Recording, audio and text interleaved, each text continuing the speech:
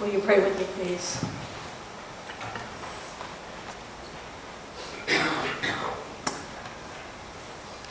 Holy One, we acknowledge this day that we do not know.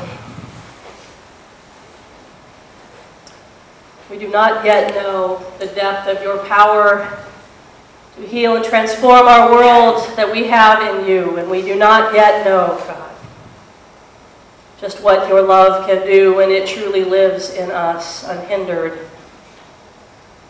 And God, we do not yet know what you will call us to do in the days ahead to further your justice and your peace. But God, we do know this, that we desire to know. And so we ask that you would teach us now. Through the guidance of your Holy Spirit, teach us, open our eyes, teach our hearts, help us to see and to understand and to hear and to embrace you and your vision more than we ever have before. And may the words of my mouth and the meditations of all of our hearts bring healing to each and every one of us in this room.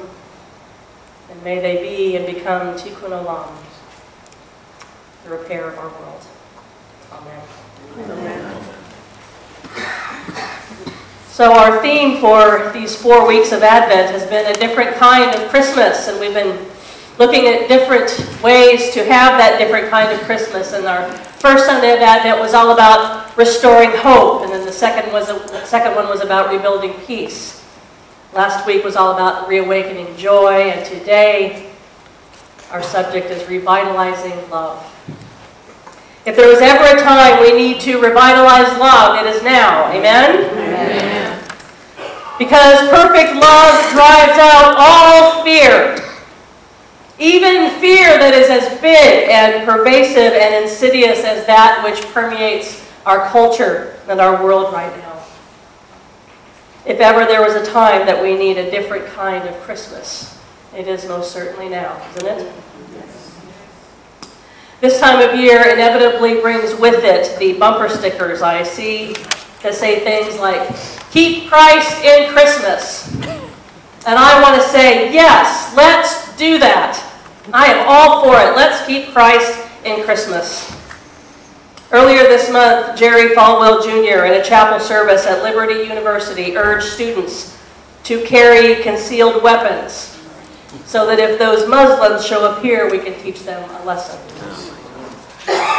I try not ever to demonize anyone, including Jerry Falwell Jr., but I want to say to him, my brother, yes, let's put Christ back in Christmas. The Jesus Christ I know, the Prince of Peace, the Rabbi of radical inclusion, the Jesus who held up those from other faith traditions who in his own time were hated. He held them up as examples of compassion and courage and love of neighbor. Mr. Falwell, I want to say, please, churches are dying across our country because so many Christians have stopped loving and living like Jesus Christ. So by all means, let's put this Christ back into Christmas. The one who came to revitalize and redefine the unconditional love of God.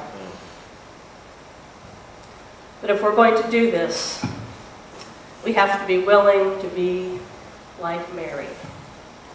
And of course, this is where I must share the old gay joke that, of course, we have many Marys here at MCC. But regardless of gender, we must all be willing to be Mary. To be willing to believe that of all the unlikely people, God might actually choose to work through us.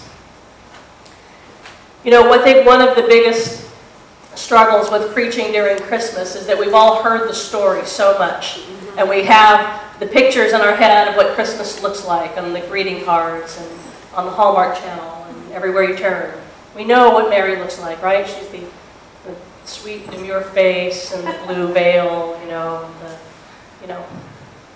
the perfect look of submission.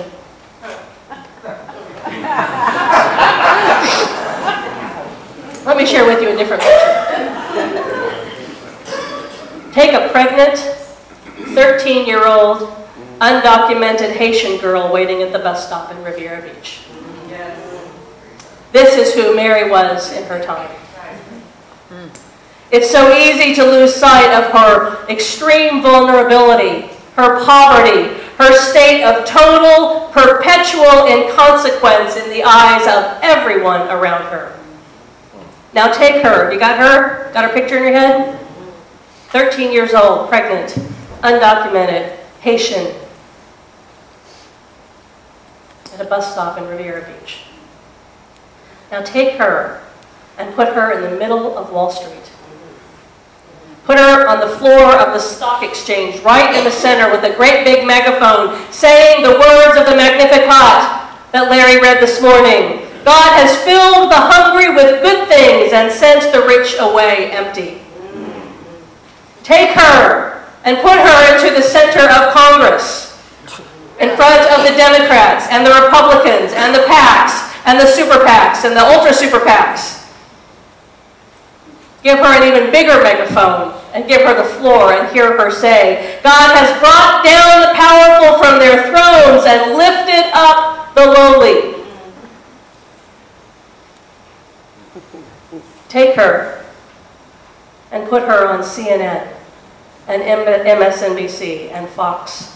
Put her in front of any one of us who ever thought we knew everything there is to know about those who are different from us, and hear her say, God has scattered the proud in the thoughts of their hearts.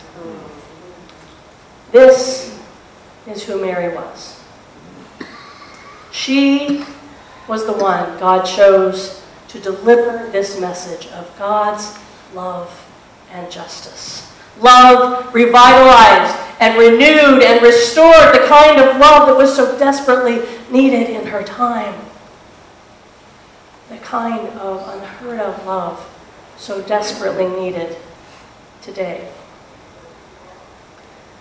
If you were able to read our weekly email, you know that I quoted the great Christian theologian and mystic Meister Eckhart, who lived during the 14th century, who said, we are all called to be mothers of God, for God is always waiting to be born. Today, January 20th, 2015, oh man, is God waiting to be born. Not the God that divides and conquers and pits us against one another, but the God of love and justice and equality and freedom for all people, especially the oppressed. If God's love has any chance at all of being born in a new way, we, I believe, have to be willing to be like Mary. To be willing to be the ones who will give birth. To bring the Jesus of peace and radical inclusion and selfless love into our world. A Jesus that is very, very, very different than the one who's being preached at Liberty University and probably next door. Which is why we are doing what we are doing today in this time of worship. Sharing our table of God's unconditional love and hospitality with our Jewish brother, Rabbi Mark Weiner, and our Muslim brother, Imam Wilfredo Ruiz. By this act, we are revitalizing and redefining what God's love truly is. We are turning our world's definition of it inside out and upside down. Mary's Magnificat paints such a picture of a topsy-turvy world. God's world, where all the vestiges of power have been turned on end. This topsy-turvy world was inspired something called the Feast of Fools in medieval times. As late as 1685, Christmas actually looked a lot more like April Fool's Day. Priests and monks would wear their robes and their vestments inside out. They would wear rounds of orange peel to look like glasses. They would wear animal masks and they'd waft foul-smelling incense about, and it was all designed to say, God has turned everything upside down through the incarnation, through the arrival of Jesus through the body and the spirit and the heart of the least likely source possible. Mary, that little 13-year-old powerless girl. And that was the very best thing for people like her, but not so much for those who hold all the power. Because in God's sight, in God's heart, power as we see it is not really power.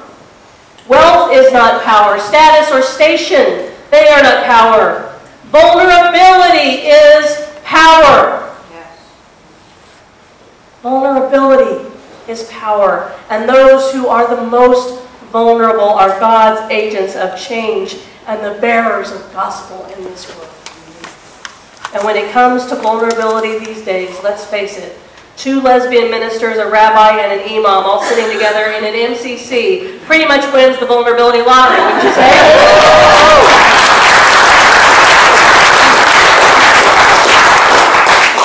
But this is what we are doing because this is what God calls us to do. This is what we were created to be. Especially we in MCC who have known what it is like to face hatred and just ignorance and misunderstanding.